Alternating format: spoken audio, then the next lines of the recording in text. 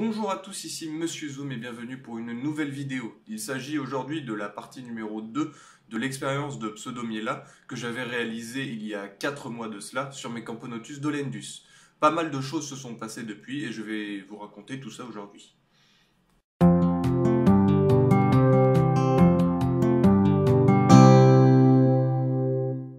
Bon, vous me connaissez, je suis un peu con, c'est un fait, je l'accepte.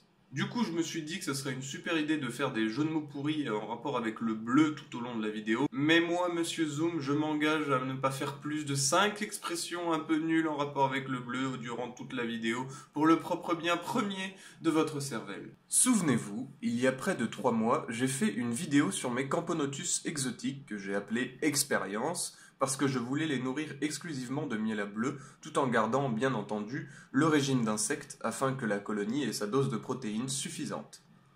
Mais comme je suis pas très malin, j'ai commencé l'expérience fin octobre, et que comme l'hiver approchait, il s'avère que mes Camponotus se sont mises au repos toutes seules. Enfin, quand je dis au repos, elles étaient toujours chauffées, mais la gine a quasiment stoppé sa ponte et les larves ne se développaient plus. Au début j'ai eu un peu peur, pas jusqu'à avoir une peur bleue. J'étais pas bien, je croyais que la reine allait mourir, ou était en train de mourir, ou un truc comme ça, mais au final, rien du tout. Pour rappel, c'est mes premières et seules fourmis exotiques, donc si des éleveurs confirmés me regardent, vous me pardonnerez cette petite ignorance. Du coup, durant ces 3 derniers mois, les œufs sont devenus larves et se sont fait lâchement manger par les ouvrières. J'ai aussi remarqué que cette espèce de fourmi aime plus le miel à coloré que je fais que le miel à sans couleur, alors que j'utilise exactement la même recette. La seule explication que je vois, c'est que en cuisine, je suis un vrai cordon bleu. Mais je suis pas sûr de celle-là. Mais pourquoi j'attendais en particulier que les ouvrières exclusivement nourries au miel à coloré naissent ? Eh bien parce que j'espérais au fond de moi que la couleur même des ouvrières pourrait changer. Alors, me prenez pas pour un bleu.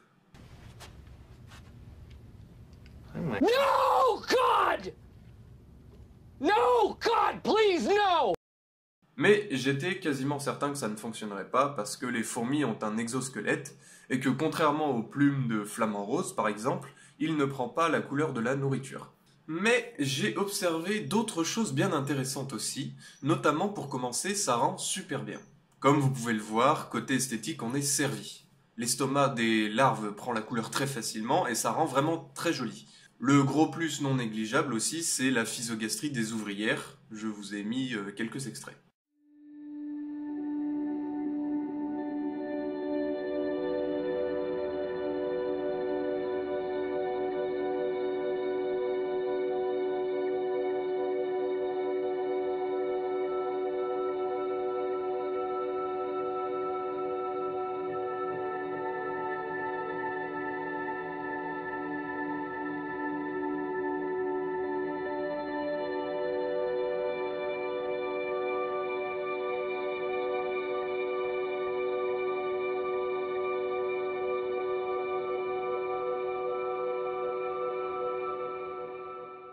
Alors, il y a quelques jours de cela, j'ai aussi réussi à filmer une des premières larves de printemps à faire son cocon.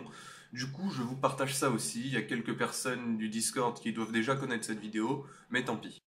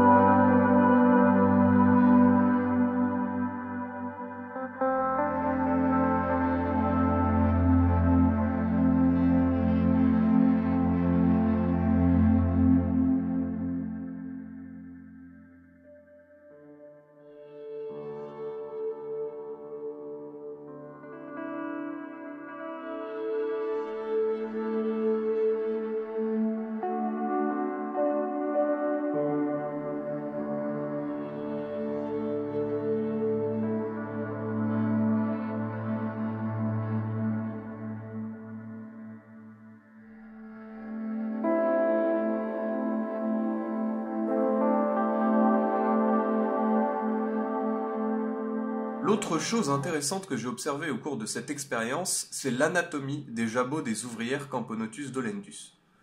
Je ne sais pas si c'est le cas pour toutes les fourmis, mais on voit sur cette photo que les jabots sont bien divisés. L'estomac en lui-même qui va servir à nourrir l'ouvrière est de couleur blanche, alors que le jabot social, plus haut, est bleu. Cette photo a été prise sur un major peu après que celui-ci ait ingéré du miel à colorer. Du coup, on peut supposer que le colorant alimentaire est digéré par la fourmi et on peut confirmer aussi, c'est encore que des hypothèses mais c'est une confirmation personnelle, que le jabot social lui ne digère rien du tout, il sert bel et bien de stockage temporaire à la nourriture jusqu'à une prochaine trophalaxie. Le petit détail amusant aussi, c'est la présence du tendon bien mis en évidence par le bleu qui lie en fait les différentes parties de l'exosquelette de l'individu. Ah oui, et sur cette photo, les fourmis, elles aussi, elles aiment bien les jeux vidéo.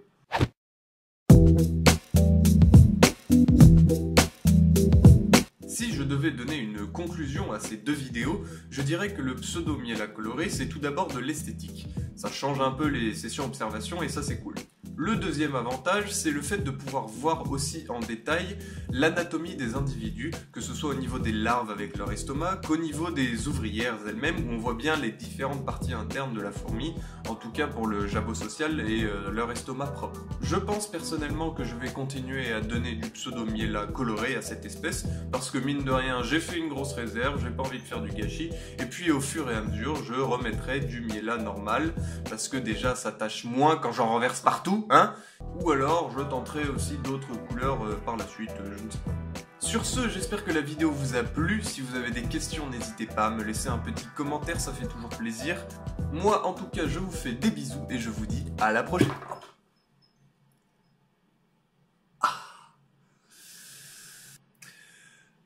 Je vais avoir un bleu.